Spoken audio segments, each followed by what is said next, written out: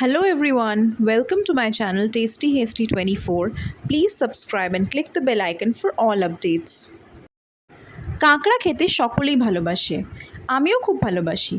তাই আজকে আমাদের চ্যানেলের প্রথম রেসিপি হলো কাঁকড়ার ঝাল, যেটা বানানো খুবই সহজ এবং খেতেও খুবই সুস্বাদু। তো চলুন দেখা যাক এটি বানাতে কী কী উপকরণ আমাদের লাগছে। কাঁকড়ার ঝাল বানাতে প্রথমেই যেটা লাগবে সেটা হচ্ছে কাঁকড়া। তো আমরা এখানে নিয়েছি 3টে বড় কাঁকড়া, তারপর নিয়েছি টমেটো, কাঁচা লঙ্কা, হলুদ গুঁড়ো, লঙ্কা গুঁড়ো এবং পেঁয়াজ।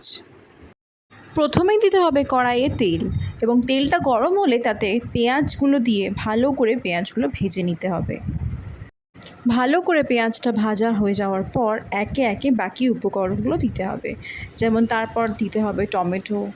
কড়াইয়ে টমেটোটা দেওয়ার পর কিছুক্ষণ নাড়াচাড়া করতে হবে, এবং তারপর নুন ছড়িয়ে কিছুক্ষণ নাড়াচাড়া করার পর হলুদ গুঁড়ো এবং লঙ্কা গুঁড়োর একটা পেস্ট বানিয়ে সেটা কড়াইয়ে দিতে হবে। এই মশলাগুলো দিয়ে ভালো করে কষে নিতে হবে, এবং ভালো করে কষা হয়ে যাওয়ার পর তারপর 1 চামচ চিনি দিতে হবে। ভালো করে মশলাটা যখন কষা হবে কী করে বুঝবেন? যখন দেখবেন মশলা থেকে তেল ছেড়ে বেরোচ্ছে, তার মানে বুঝতে পারবেন যে মশলাটা ভালো করে কষা হয়েছে। এবং তারপর যে নেক্সট স্টেপটি হবে সেটা হচ্ছে কাঁকড়াটা ভালো করে ম্যারিনেট করতে হবে নুন এবং হলুদ দিয়ে, এবং তারপর সেই ম্যারিনেট করা কাঁকড়াটা দিয়ে দিতে হবে সেই কষে নেওয়া মশলার উপর। আরেকটা কুকিং টিপ, মনে রাখবেন কাঁকড়াকে বেশিক্ষণ ভাজতে নেই, কারণ যদি আপনি কাঁকড়াকে খুব বেশিক্ষণ ভেজে ফেলেন তাহলে কিন্তু সেটা ভুয়ো হয়ে যাওয়ার চান্স থাকে। যাই হোক, এবার ফেরা যাক রান্নাতে। তো কাঁকড়াগুলো দেখতেই পাচ্ছেন যে মশলার সাথে দিয়ে কষা হচ্ছে, এবং কাঁকড়াটা আস্তে আস্তে ভালোভাবে কষা হয়ে যাওয়ার পর আপনাদেরকে আরও কিছু উপকরণ বাকিগুলো দিয়ে দিতে হবে। যেমন এর পরের উপকরণটি হচ্ছে চেরা কাঁচা লঙ্কা। দারুণ একটা গন্ধ বেরিয়েছে, হ্যাঁ আপনারা হয়তো পাচ্ছেন না, বাট আমি পাচ্ছি।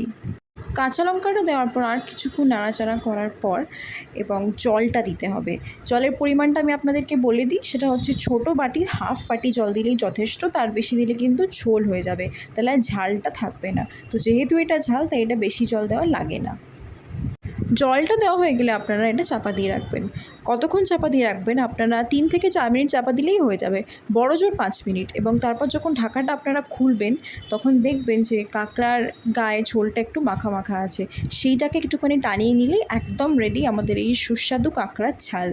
এটা খেতে খুবই সুন্দর, আপনার বাড়িতে অবশ্যই ট্রাই করবেন, আর আমার তো এটা ফেভারিট।